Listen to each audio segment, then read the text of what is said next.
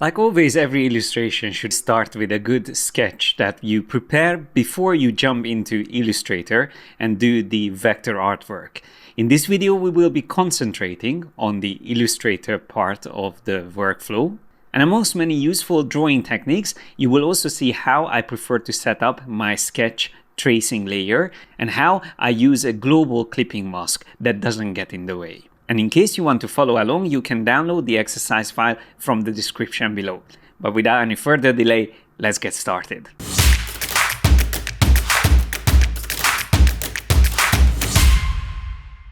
So in case you download the file, you will be seeing the swatches already prepared and also the layers. And this is the layer that I'm going to work on called Portrait. Now notice that there is already a mask edit here. I'm going to show you later how it works, but for now we don't have to worry about it.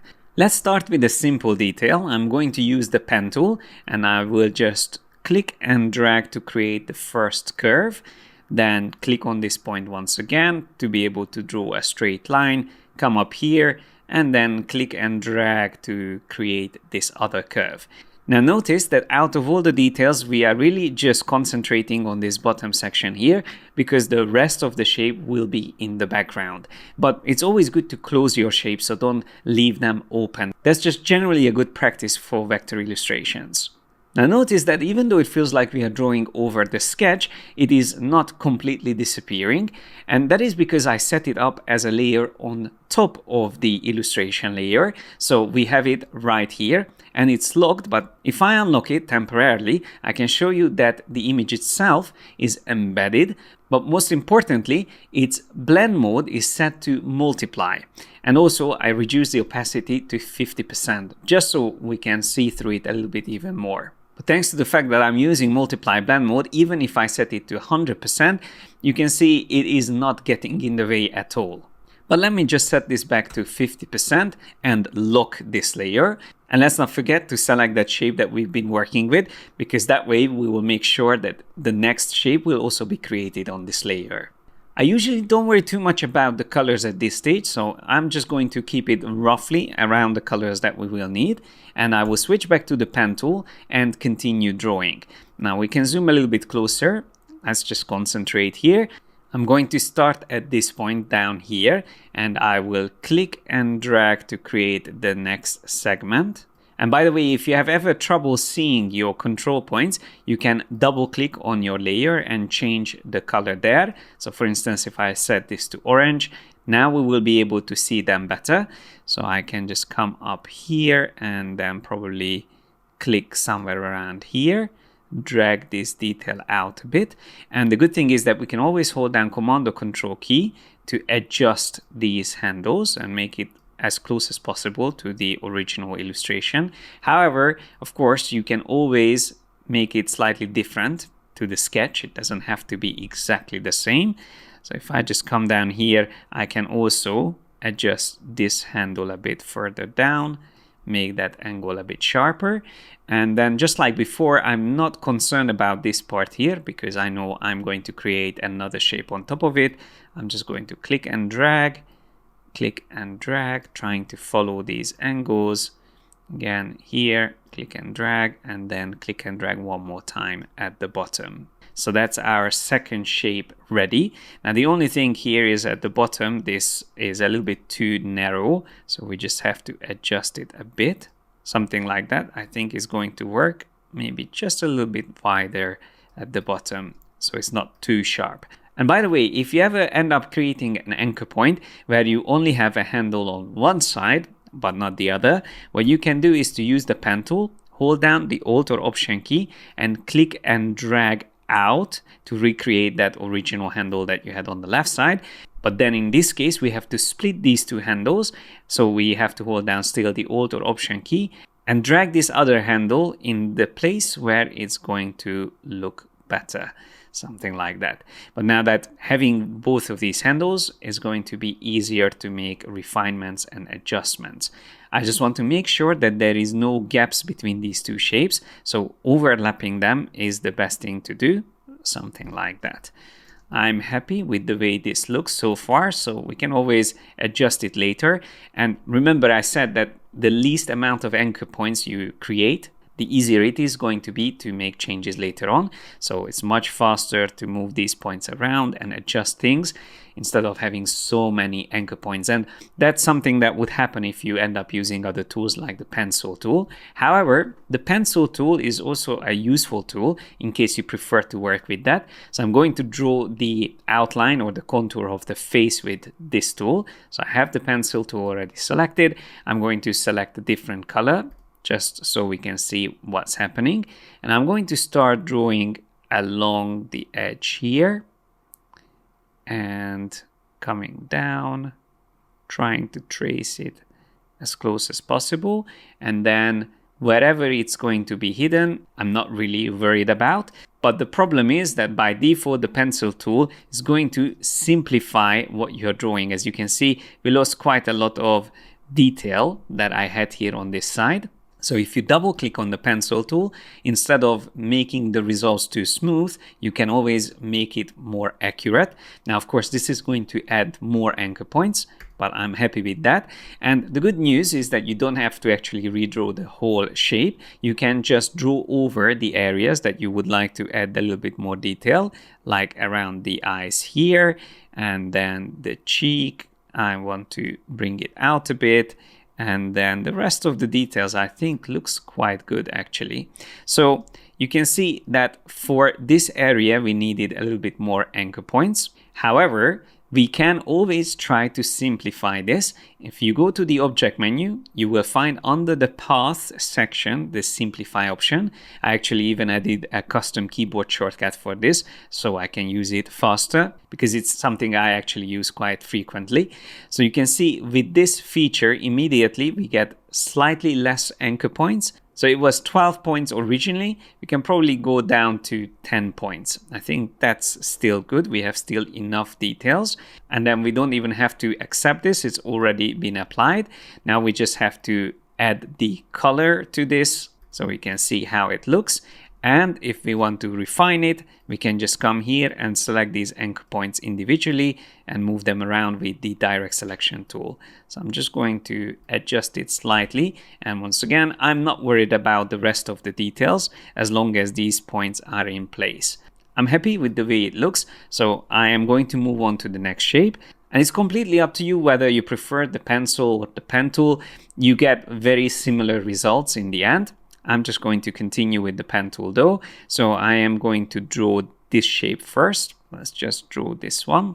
I'm going to drag up this way, then click on this to create a corner point, another corner point, and then click and drag down here.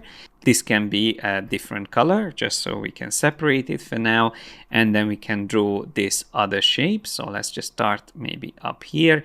If you click and drag already with your first anchor point, you won't have that issue that we had last time. So we won't have to recreate the curve. And I'm going to come down this way, then all the way down here. We can click and drag. Click on that anchor point to turn it into a corner point. Let's create another curve there. Click and drag here on the top, like so. And then we can hold down the Command or Control key, drag this handle back, because on this side we need a much smaller curve, like that. And then we can just finish off with this other curve segment.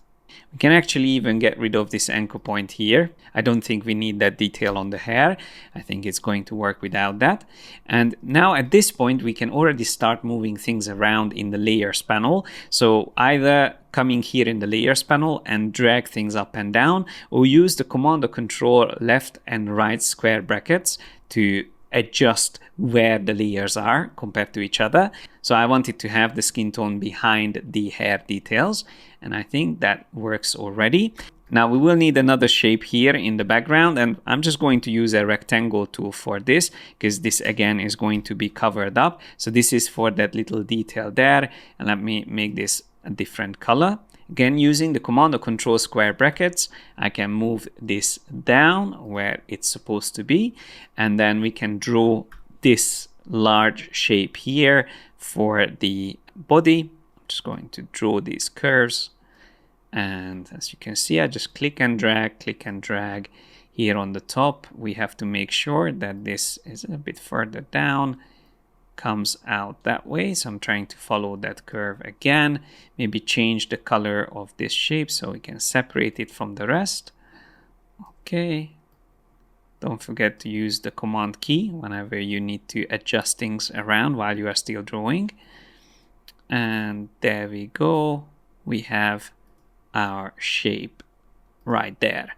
Now here at the bottom, the mask is already affecting what we are drawing, so it's actually hiding those details there, but we don't have to worry about that just yet. But this shape should be further down, so I'm going to use again the shortcut until it falls in the right place. It actually needs to go under the face as well, like that. Okay, so the good news is that we have all the large shapes in place. And at this point, we can already assign the actual colors that we wanted to work with. So the skin is supposed to be this color, while this detail here behind it is, I think, already set to the right color. It's actually this darker shade. Then this detail here on the left should be a darker purple. And then all the details for the hair are using the same color, this brighter purple. And then at the end, we will just add a few more shading details. But for now, I'm happy with the way things look. And now we can focus on the details on the face. So let me zoom a little bit closer. And I'm going to start again with the pen tool. But since we are drawing over the face, I'm going to adjust once again the color of the layer so we can see the anchor points better. Now, what I wanted to do here is to already start with the curve, click and drag here at this point. Then click and drag on the top, and then click and drag again on the right side. Now we can come back and adjust these curves with the handles just a bit. I think that looks quite good. And in this case, I'm actually going to use a stroke instead of a fill. So that's Shift X on the keyboard, quickly swap the two colors. And I will increase the thickness of the stroke to maybe around 5 points in this case. And I will use this darkest purple color for it. So that's the eye line. Let's just move it up a bit, maybe somewhere around there. And we can also just refine it slightly. I like to adjust the curve of the eye. I think that looks good. Now we can draw a similar shape to this here on the left side. I'm going to click and drag, then click and drag. It's like an S curve. That looks good as well. And then we can draw this other shape, which we will use for the white of the eye, which I can again create from a very few amount of anchor points. That's fine, something like that. Then press Shift X again to swap the fill and stroke colors. And this is actually going to be white, but this should go underneath the eye line. Something like that. Now, before we refine these details, I'm also going to add the iris. I'm actually using the ellipse tool and holding down the Shift key to make sure it's a perfect circle. And this should also have the same dark color. So it's not even an issue if they overlap there. It won't be visible in the end.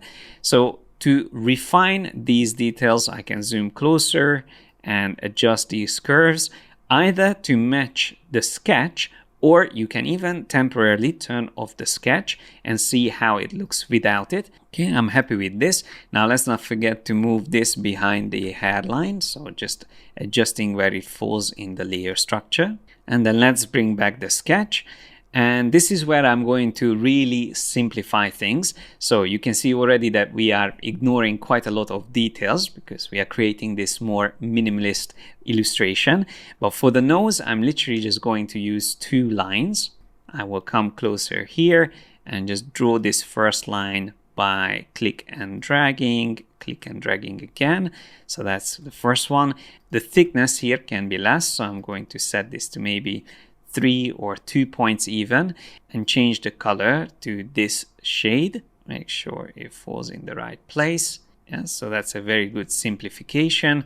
I'm going to duplicate this by holding down Alt and Option key, drag it on the other side, and then by pressing the O keyboard shortcut, I can flip it around. Something like that. So that's reflected, and then let's just adjust these around as well until we get roughly the original curve that we had here. Something like that. Let's see without the sketch. We zoom back out.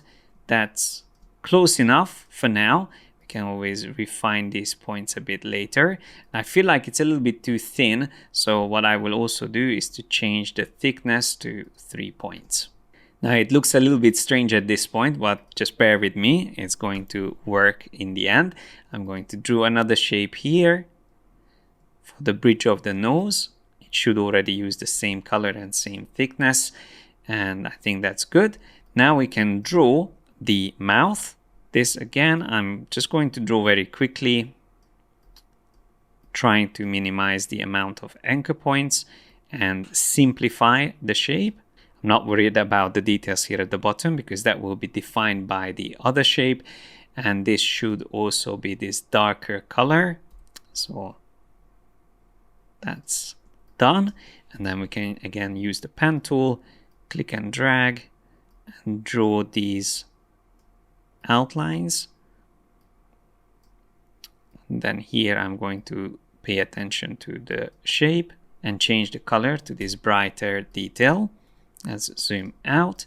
So that's coming together.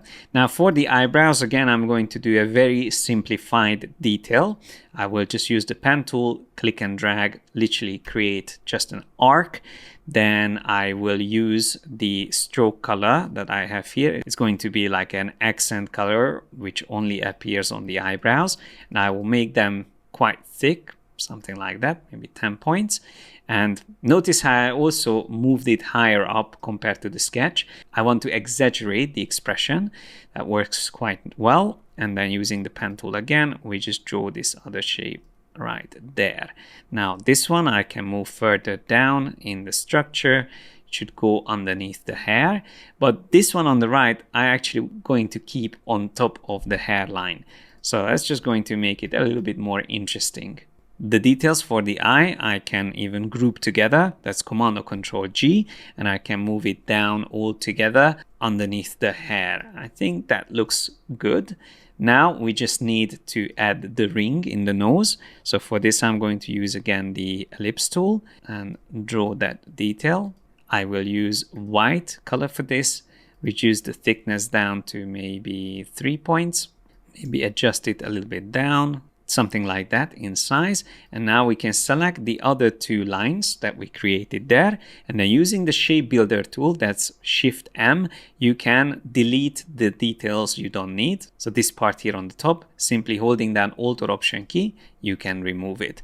And then I'm just going to deselect this and make sure that the white details go underneath the other 2 lines. Before we continue, I just wanted to let you know about our creative membership program. For a small monthly fee, you get access to over 200 hours of Adobe certified online training courses. Master all the tools and skills needed to become a professional graphic designer or illustrator. As a pro member, you will get mentoring from me and my team, access to webinars, student forum, and creative briefs to help you build an outstanding portfolio. Pro members can also download the project files for all of our YouTube tutorials. Sign up at yesimadesigner.com/memberships and start your free trial today. And now let's head back to the tutorial. As I said in the beginning, I wanted to add some additional shading for the hair, so I'm just going to do that right now. I am going to use an ellipse tool, simply drawing an ellipse up here, set this to a darker shade, maybe this one, and then make sure it goes behind this detail here in the front. So then we can just adjust it a little bit and make sure it creates that separation between these 2 shapes. Now, even though I started with an ellipse, I can always move these anchor points individually as well, just to get it in the right shape that I need. I feel like that creates that separation there. I'm going to do the exact same thing here. I will draw an ellipse. I will use the same color that we used there on the top, and I just have to make sure it goes further down, and this shape needs to be on top of it. And at this point, I can just select that ellipse, adjust it, and I only want to see these details here on the right side. So we can come down here and create the angles that we need. Something like that. I feel like it's going to work. And then now I can just select this shape and the shape behind it, and using the shape builder tool, holding down Alt or Option key, I can just chop off the part that I don't need. Now there is not enough contrast here at the bottom at the moment, but I'm going to change that soon. First, we need to work on the background. So first of all, I want to have a big rectangle here in the background, and this is going to actually be using this color that we currently used on the clothes. But then I'm going to switch back to the dress, and I'm going to change this to only be an outline. Let's increase the thickness of it, maybe around 10 points. That's good. Now we can just make sure that this other shape here doesn't get in the way. So we can either move these anchor points up or use the shape builder tool, whichever is easier. Now I'm going to use the pencil tool and draw a couple of random shapes. So we will have a shape here on the left side. Let's just make sure that it's closed. And then I'm going to use this yellow color, fill it in, then set it up in the right place, somewhere there. And I'm using the simplify command on this. So that's the path simplify option, reducing the anchor points, keeping this shape nicer. And I can even move this anchor point out a little bit, just like that. I think that's a good shape. Then let's draw another one again with the pencil tool here on the right side. Once again, I'm just drawing another blob, filling it with that color, then use simplify option, reducing the anchor points. And then we can set this again all the way in the back. We need one more here on the top. This time I'm going to use the pen tool because I want to have a corner point, and it's easier to do it with this. So I'm just going to create a corner point there, then click and drag, and we have our next shape. Again, put it in the right place, maybe moving it down a bit. I'm going to add a couple of additional little details here. I'm going to have a line that's just running that way, and I will have it set to white, increase the thickness of it to something like that. I'm going to use the same appearance, but I will use the pencil tool this time to draw another shape. Use the simplify option to refine it a bit. This shape can come down a bit further. And then let's just add a couple of floating elements. I'm going to draw a simple line, again using the same design as before. Copy, paste this, rotate it around, select these two, and then change the stroke setting to round cap, and maybe increase the thickness a bit, something like that. We can group these together. Let's zoom back, and then we can just rotate it a little bit just to add a little bit more randomness. And then I'm just going to use this a couple of times there, another one here. I'm actually using the same size on all of these, and then maybe we can have one at the bottom which can be a different color. We can use this darker stroke color, and in case I don't want this to be affected by the mask, I can move this shape onto the out of bounds layer, so that can go outside. And I'm going to draw a circle as well, have it filled with a brighter shade that we used on the hair. Maybe we can put that down here. And there's actually one line that I'm missing here from the sketch. I'm just going to turn that back. It's actually quite important line. So that's for the arm. I'm going to draw that. Use the same style that we have on this other shape, so it works together with that. And in case you want to keep these details aligned to the background, you can just select the mask, which is supposed to be here, and then we can just drag it up. You can see we can very easily hide details or show them again all the way to the bottom. Now, at this point, I just want to explain how this mask works, so how it was set up, because as you can see, we have that rectangle in the background, but the mask is a completely separate shape. And in the template or the file that we started with, I already had that mask prepared, and it's actually a good thing to set it up before you start drawing. But let me show you what happens if I delete it. So I'm selecting the mask and I delete it. Obviously all the details that we were hiding are now again revealed. And in case you create a rectangle after you created all these details and you draw over everything that you want to turn into that mask. You can select everything from that layer, and as long as that shape is on top, if you press Command or Control 7, that will create the clipping group. Now, the problem with a clipping group is that it's always difficult to draw inside it unless you are in an isolation mode. So when you double click on it, you can continue drawing with it. But what I prefer to do is to avoid creating this clip group and instead create a mask on its own without having anything else selected. Now, you might be wondering how to do this, and I'm going to show you. So I'm going to have that rectangle there, but select everything else in this layer, group it, and maybe drop it on this other layer here. So we will be able to move it back. But now on this portrait layer, having that rectangle selected on its own, we can go to the layer panel menu at this drop down, and here notice you can choose make clipping mask. So that's great. Even though there was nothing else in this layer, it already turned into a mask, and I actually prefer to rename it mask so I can find it easily. And the great thing is now if we drop back our illustration here, even if we select it and ungroup it, our mask will still work. So we can select that and move it around. You can see how it's affecting the illustration. So the main advantage of this is that you don't need to have an additional group. You can just have your mask placed inside a layer, and then any other elements that you draw inside that layer will automatically be affected by the mask. Also, don't forget that you can select the mask and even make changes to it later by using the pen tool. For instance, if I want to keep this shape coming down here, but these other two hidden, I can just add anchor points, maybe another anchor point up here as well. And then using the direct selection tool, I can just drag this point up here, maybe drag that one down. And now you can see we have this custom shape for our clipping mask where it hides those two lines, but it still allows this line to come out. And that's pretty much all I wanted to show you in this tutorial. I hope you found it useful and inspiring. And of course, you can always use this style on any other portraits, even photo references, if you are not good at sketching. The most important thing is to have fun. Thanks a lot for watching. Like and share this video if you enjoyed it. Don't forget to subscribe and hit the bell icon to get notified whenever we release new videos.